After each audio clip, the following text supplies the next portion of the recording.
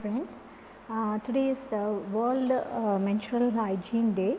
So I thought of making a small video about the menstrual cycle and its importance. Most of the doctors they know about that. So only for the non-medical people I just made a small video. Okay, right? First, number one, when there is pregnancy, there will be a small embryo inside your mother's womb, right? So you can see a small circle over here, that is called yolk sac, and then the yolk sac you can see minute dots like small red dots are seen along the wall of the yolk sac. That cells are called as primary germ cells, primordial germ cells. These germ cells only, they are only going to produce the main oogonia, spermatogonia, all the stuff. Okay, already it has been decided whether she or he by the chromosomes X and Y. So if it is X and X, if I borrow one chromosome from my mom X, another one X from my dad, I will be definitely a female. And if I have one X and one Y from my father, definitely I would be a male. So this primordial germ cells now, they enter into a genital ridge. You can see a genital ridge here. It will go into that area and it will be differentiated into a complete male and female sex. Okay. This is how the sex differentiation occurs.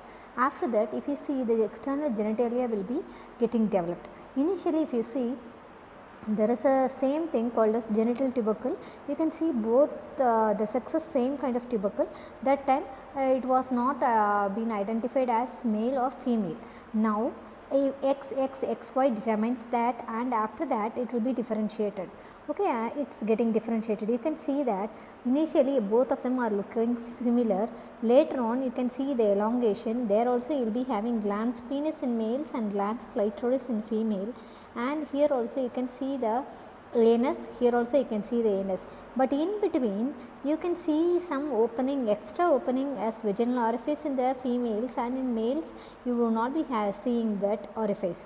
That is the only difference. And then the labioscrotal swellings, they swell a lot and will be hanging like a scrotum, but for the female it will be differentiated into labial folds. Okay, labia majora and labia minora. You can zoom the slide and you can see that this is how the difference taking place, and it is because of one hormone called testosterone in male, and in female some other hormone. So in males you have the gonad called testis, in females we do have ovary. Okay, that is called gonad, that only releases all these germ cells, follicles, everything is there only. And then the reproductive cells, but ovary is a separate organ. What is the relationship between ovary and uterus, we are going to see that. And then now the baby is born. When the newborn baby is at birth of the newborn baby, you could see something, ovary will be there as a female. Okay, ovary will be there and the uterus will be there. Apart from that, other organs are similar. Okay, external genitalia will be looking like this, and ovary, uterus are there. Now what happens, inside the ovary you will be having follicles. Okay, nice follicles, but not at the growing state. Okay, just the follicles will be there. After that, when the baby grows up, what happens, there is a hormone by the name gonadotrophin releasing hormone from the pituitary. Pituitary is your master gland, and via the hypothalamus there is an axis. So this hormone is getting released. It releases two another hormones called follicular stimulating hormone and luteinizing hormone. This follicular stimulating hormone and luteinizing hormone, they have their receptors on the ovary. So they go and touch that receptors, they release estrogen and progesterone. Now the stimulus starts. The estrogen, progesterone, whatever is released, it is released into the bloodstream. So this estrogen goes to different areas and does its action. So what are the areas wherever it goes, it gives some stimulus. So estrogen, first it goes to the uterus and it nicely ripens the uterine endometrium. What is uterine endometrium? It is a lining tissue which is lined inside the uterine cavity, number 1. And it goes to the breast, it stimulates the breast development. Number 3, it goes to the brain, nicely it elevates the mood. Okay, like that it does all the work, 1, 2, 3, and it goes to the bone and it helps for the calcium reabsorption from bone. So 4 areas. 5th area in the cervix. So uterus is different and down part is cervix. So it goes to the cervix and nicely thins out the fluid in the cervix. So keep it in mind, it goes to 5 different areas. And then so all the females, everybody in this world are menstruating. If they don't menstruate, they will be calling different reasons are there for that. Okay, either poor, rich, everybody. And this function, when the first menstrual cycle is being celebrated in many countries as menarche function, and this is called as menarche. Even in the different tribal areas, in the African tribes and all, they celebrate it as a special function. And then look at this, now our girl is reaching 10 years of age. In this age, what happens, all the follicles, whatever follicles at birth, whatever all were dormant, now started developing again because of the influence of estrogen. Okay, now what happens, look at the big follicle, it has become very big. Finally it got ruptured, and look at this, from in that inside the follicle you have the oocyte. The oocyte is thrown out. Now our girl is growing big, and the oocyte is, the follicles are getting matured. Enough estrogen she gets. What are the effects of estrogen in the breast? See, all the ducts and the alveoli, everything is getting formed. Enough fat deposition is there inside the breast tissue. So the breast is getting developed for the girl, and then hair growth in the armpit and in the pubic area in between the legs, and then face, you will be having acne. All these steps will be there. Okay, and she will be getting her first, is going to get her first periods. How she gets her first periods, I have already told you. The GnRH hormone is responsible for that. It releases follicular stimulating hormone, which stimulates the follicles, and it acts on the ovary, and ovary releases. This is a picture. Another one, I said it has some kind of mood swings, because it has, the estrogen receptors are more in the amygdala. There is a area in the brain called amygdala which is related to the emotions. Okay, so this estrogen receptors are more in amygdala, that's why the ladies will be having kind of mood disturbances before the menstrual cycle. Before the menstrual cycle, what happens to the estrogen level, we will see. And this is how the uterus looks like in your body. We are seeing from the superior view. This is the picture taken from the cadaver. This is a real cadaver, real dead body.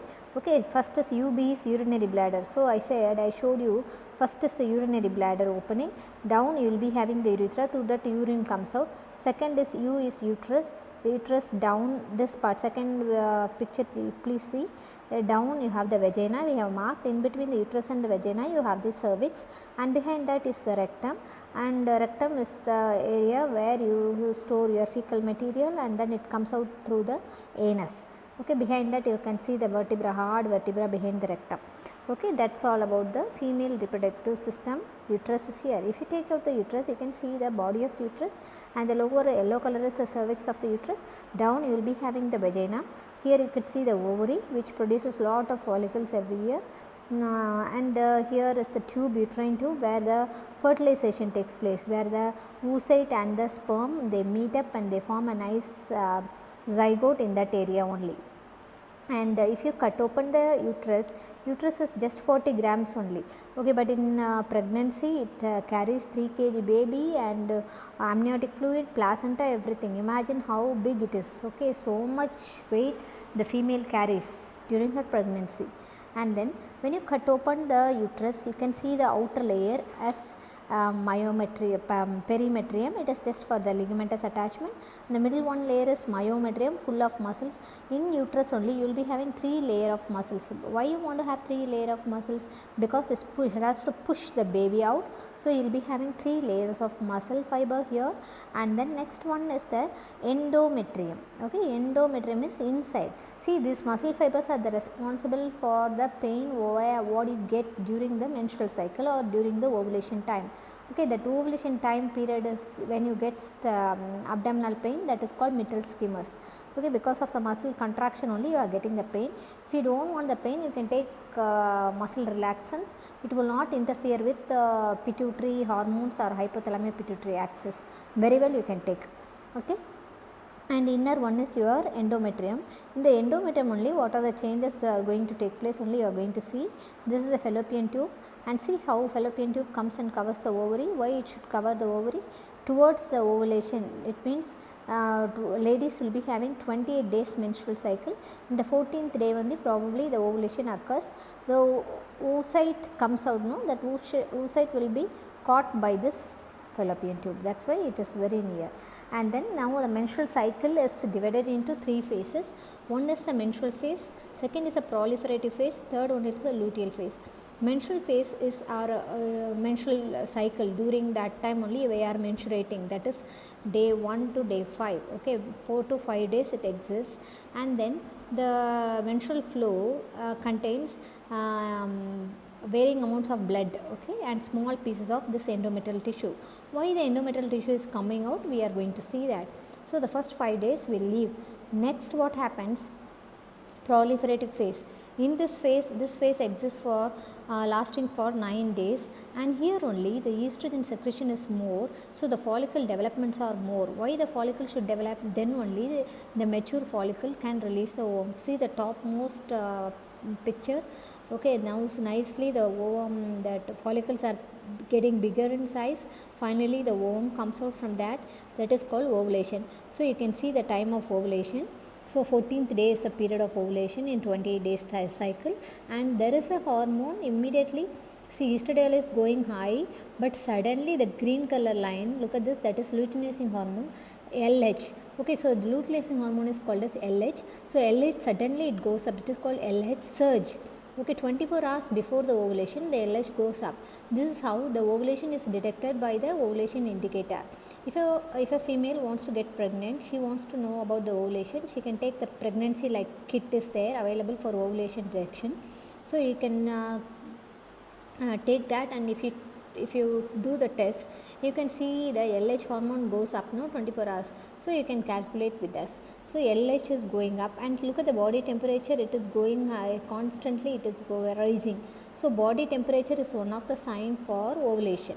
So these are all the important points to be noted. And then during proliferative phase, what happens inside the uterus? Proliferative phase hormone is estradiol. Okay, estrogen, estradiol both are same.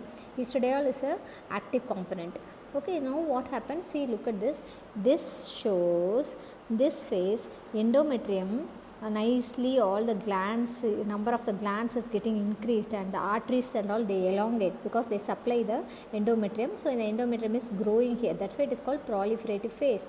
And follicles in ovary, what is happening? Ovary, all the follicles are getting developed exactly at 14th day, before or after the follicles are ruptured and the ovum is released.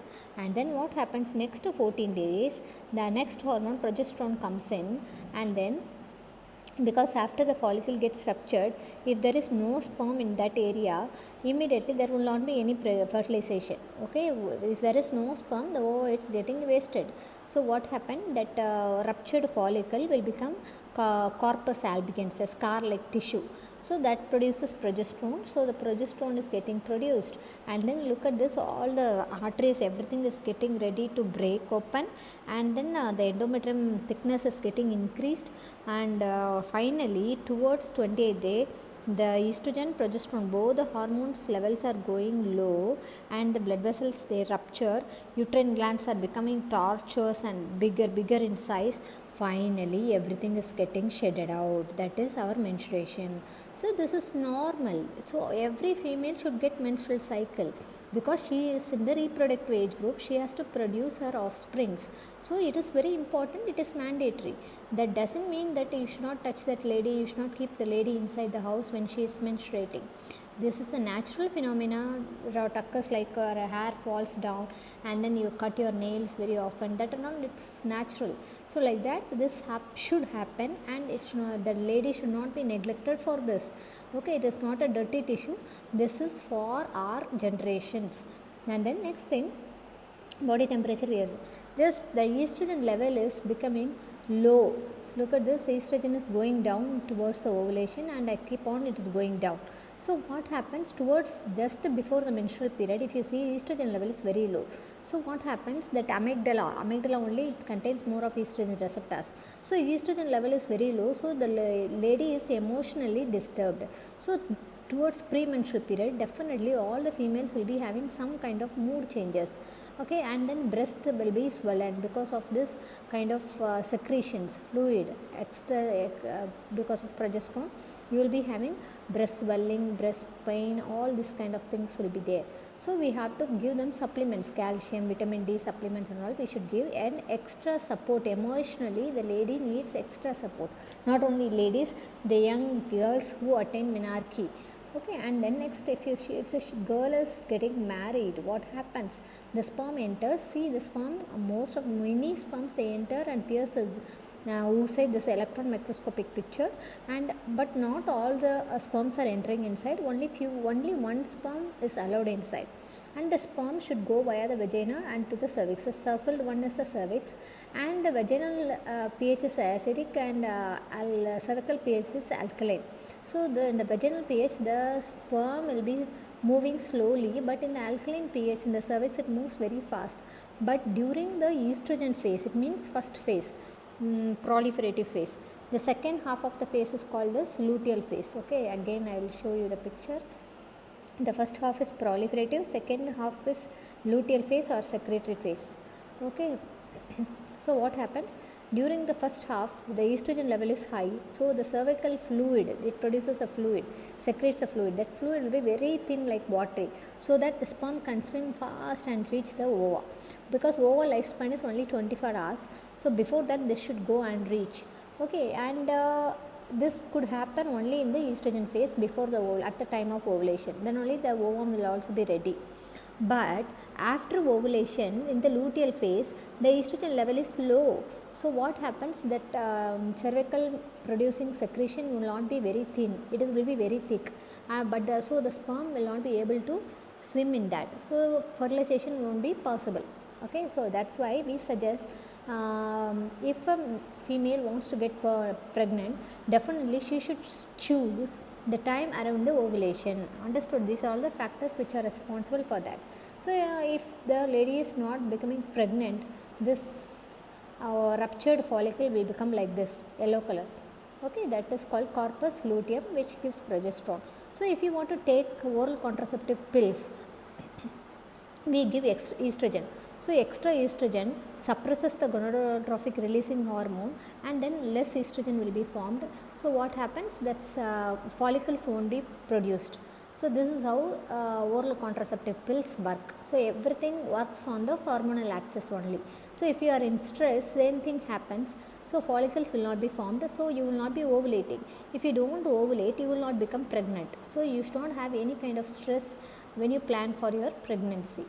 And then this is the thing, at last 45 years, actually menopause is a stopping of the menstrual cycle. Okay, cessation of menstrual cycle. It happens around 48 to 50 years of age, and the irregular cycle starts from 45 days. Irregular menstrual cycle starts from 45 years of age, and she will be experiencing all kind of irregular periods and mood swings, because the estrogen will be getting lower, so she will be having mood swings. And the vagina and the cervix, it doesn't have any enough secretion because estrogen is no more there, so she will be experiencing hot flushes and minimum vaginal discharge and vaginal irritation, everything. So we have to supplement with all these food materials, and then we will discuss this as a separate chapter.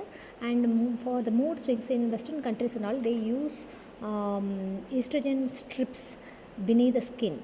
But now in India we don't prescribe more, because Indian women, they don't like, but they experience all these kind of pains during menopause. At the age of 50, your husband will be in the high position, so he will be busy, and children will be getting married, so the mother will be left alone, so she will be experiencing more mental agony because of this menopause. So as a family member, we should console her. At least the husband should hold their hands to increase few secretions and make her feel better. Okay, so happy Women's Day to all of you. Usually the female, in the average of how many times she menstruates in her life period is 450 times she is being menstruating, and at least minimum 4 hours. After 4 hours you have to change the pad, so you should support your housemaid, cook, everybody to you should support her during the premenstrual syndrome, and then you should educate your children for the development of breast and what are the changes occur in each cycle. Okay, so spread this awareness and have a happy World Menstrual Day. Thank you.